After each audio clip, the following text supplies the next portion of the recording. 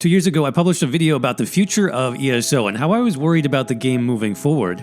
At the time, the Elder Scrolls Online had just released a new feature called Customized Actions, which allowed players to unlock unique visual effects and animations to customize their characters, which was really great, but unfortunately the feature was only available if players paid for each action separately as a Crown Store purchase. At the time, this was obviously frustrating because this type of character customization was something that players had always asked for in ESO, but obviously we wanted to be able to earn it through gameplay, not by swiping a credit card. Well, after plenty of feedback, it seems like the development team are starting to understand more and more of what their player base really wants. Fast forward now to 2024, and ESO's newest chapter system called Scribing is taking that basic concept of character customization to another level, letting players build their own custom skills with unique looks and effects, all of which can be unlocked through gameplay in this latest chapter, which I can't wait to dive into, so let's start breaking down what we know so far. First off, yes, there is a new ESO chapter coming in Q2 of 2024 called The Elder Scrolls Online Gold Road.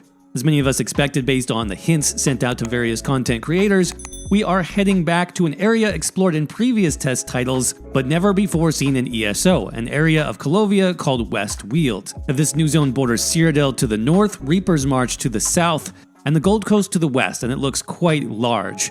As I said, most Elder Scrolls fans will be familiar with this area though from the Elder Scrolls IV Oblivion, and specifically the city of Skingrad, which is making its ESO debut as the primary city hub for this new expansion as well. From what we've seen, this new region addition to the Elder Scrolls Online looks absolutely amazing. To set the West Weald apart from other zones in ESO, they decided on this autumn-style theme with lots of warm reds and orange and yellow colors, plenty of falling leaves as the primary visual style here, but there's actually 3 new biomes in total. The Gold Road region, as we said, borders the Gold Coast and has those colors of autumn.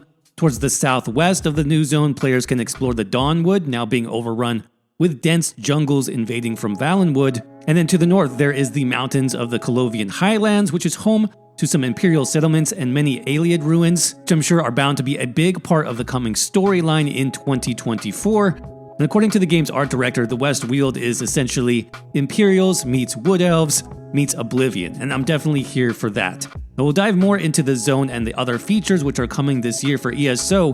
What I'm really most excited for has to be this new system which was also announced. It's called Scribing, and let's dive into that next. Scribing is ESO's version of spellcrafting, which we've seen in other test titles like Oblivion and Morrowind, but it's gone through quite a few changes from those games, and even from the original spellcrafting concept that was actually planned for ESO back in 2014. But I actually like what they did here with this update. They're not specifically calling this spellcrafting, but rather a precursor to spellcrafting, basically something that comes just before. And just like the timeline of ESO is set in the second era of Tamriel's history, so we can see the events of the world before, Morrowind and Oblivion and Skyrim, now we'll also get to see the beginnings of magic in scribing that eventually becomes spellcrafting in those other games. The new scribing system is all about customizing your build in ESO by creating new custom skills and even adding new colors and looks to existing skills. And this new system is going to give us dozens, if not hundreds of options at launch, with the potential to expand the system even further in the future, which is awesome. So how does scribing work? Well, the 3 components are going to be grimoires, scripts, and inks. Grimoires are the customizable skills themselves. At least one of these is actually going to be added to existing skill lines in ESO, including all the weapon skill lines, guild skills like Fighter's Guild and Mage's Guild, assault and support skill lines for PvP, and even soul magic. These new skills have basic effects which seem to match with the corresponding skill line. For example, in the bow skill line, players can unlock the Vault Grimoire, which does an AoE damage and then causes players to leap backward. Think of this as the base effect of the skill itself. That's the Grimoire. Now we have scripts, which are additional custom effects that you can choose to add to that base skill. Each Grimoire can slot up to 3 scripts or 3 new effects of various power levels. There are primary, secondary, and tertiary scripts, which all allow you to customize the ability even further. So going in order here, primary scripts are going to determine the main effect of the skill, including the damage type or healing, and the skill's resource cost. With the Vault example from the bow skill line we saw earlier, the possible primary scripts were Physical, Venom, Fire, Bleed, Immobilize, Restoration, and even one for Taunt. Remember that the primary script choice also determines the cost of the ability, so my guess would be that Fire, Restoration, and maybe even Immobilize will make the skill cost Magicka to cast, while the other damage types seem to be more physical based, are probably going to make the skill cost Stamina. Then you have secondary scripts, which allow you to tweak the skill to customize your build even further by adding some additional effects like Restoration over time, Snare, Recovery, Mobility, Hawkeye, Damage over time, and Defiance. And as you can see, some of these secondary effects are dependent on the skill line itself, with Hawkeye in this case representing the bow skill line passive, which gives you an extra stack of damage to your bow abilities. Also remember here that these new customizable Grimoire skills actually belong to the respective skill lines, including weapon skills and guild skill lines, so it's a safe bet that all the skill lines passives, bonuses from things like item sets, even visions and verses for the Infinite Archive will buff these new skills even further. And finally, we have tertiary scripts, which seem to be more focused on adding existing ESO buffs and debuffs to your new skill that you've created.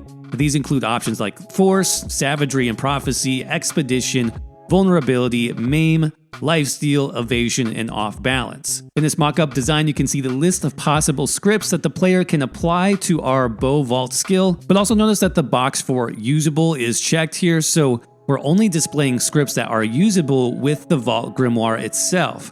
Other grimoires will have their own unique scripts that can be applied, so the potential list here is bound to be pretty large. And finally, we learned about inks, which seem to be the expendable resource or material that we need to use to craft skills or modify skills in this new system. We still don't know much yet about how we'll get this resource or how difficult they'll be to acquire, but no doubt more information will be coming soon there. But that's not all. In addition to the scribing system we just looked at, we're also getting access to something called skill styling, which goes back to that earlier discussion we had on customized actions. But instead, these new skill styles will be earnable in-game and can be applied to some of your favorite skills in ESO.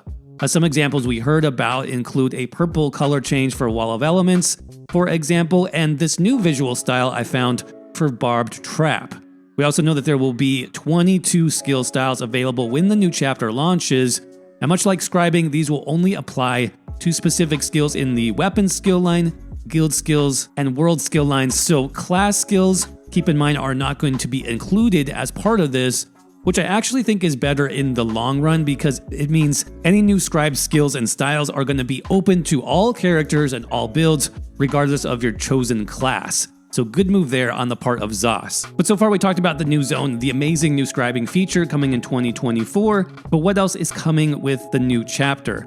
Well, we did also learn that the West Weald zone is going to have the usual in terms of delves, public dungeons, side quests, main story quests, a new 12-person trial as well, so no big surprises here. However, Zos did note that the usual 2 new companions that we typically see with each new chapter release would not be coming in Quarter 2, but instead would be coming in Quarter 4, which I think is pretty interesting. Does this mean that Quarter 4 will include another paid DLC, maybe a story zone coming, or something else? We don't quite know yet how this is going to work. But in terms of the overall roadmap, things do look quite a bit similar to last year, at least up until that Quarter 4 release. In Quarter 1, ESO is going to be getting 2 new dungeon DLCs. First, we have the Oathsworn Pit, a training ground for the followers of Malakath, which sounds pretty cool. And second, we have Bedlam Vale, a dungeon which is described as a secret vault within the demi-realm of Maelstrom. So a dungeon within Maelstrom Arena, that is a pretty interesting idea, and I can't wait to see how this looks. We know that both dungeons will help set the stage for the upcoming chapter and should be playable within the next few weeks on PTS, which is also great. Along with the new dungeon pack, we have Update 41, with supposedly more quality of life improvements. No details yet on what those are, but of course that is the base game update, so that will be available for all players, and I can't wait to see what is coming with that update. Then of course we have the chapter release. That's set for early June, by the way, and it has the new zone of Westweald, the scribing feature which we talked about earlier. Then there is Update 43 that's scheduled for Quarter 3 in August, and this will be yet another base game update, similar to what ESO did last year, where they focus on bug fixes and more quality of life improvements with a new feature related to housing. So definitely curious what that means and what that's going to look like. And finally, Update 44 is going to close out this year in Q4 by introducing those 2 more companions as I mentioned, and also something new related to PvP, maybe a new PvP mode for example. Not a lot of details on this yet either, but I will keep you posted as soon as I hear more. Now finally, I was invited to attend a Q&A session earlier in the week hosted by creative director Rich Lambert, and was able to ask some questions regarding ESO in 2024.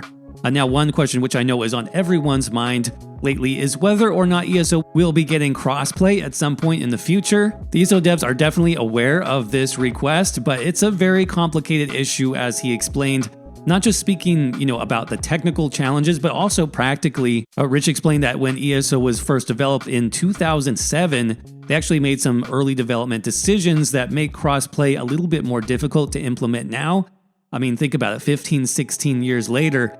I don't think a lot of us realize that ESO's development goes back just that far, but it is actually a pretty old game. ESO's communities and especially its economy structures are very different depending on if you play on PC versus console. So merging those environments together would be a pretty big challenge to undertake. So it's not a no at this time, but I think it's something that we might not see until much later when they're able to figure out the technology. Myself and others did also ask Rich about story and overland zone difficulty, whether or not we would eventually see any new options here. So while not ruling out the possibility, he did mention that the team always strives to make story content accessible to as many players as possible, which is why story content in ESO tends to be on the easier side. Now, I understand his reasoning. Obviously, you don't want to suddenly turn ESO story mode into Elden Ring, because that's not what ESO players signed up for. But personally, I don't see why a difficulty option or a slider can't exist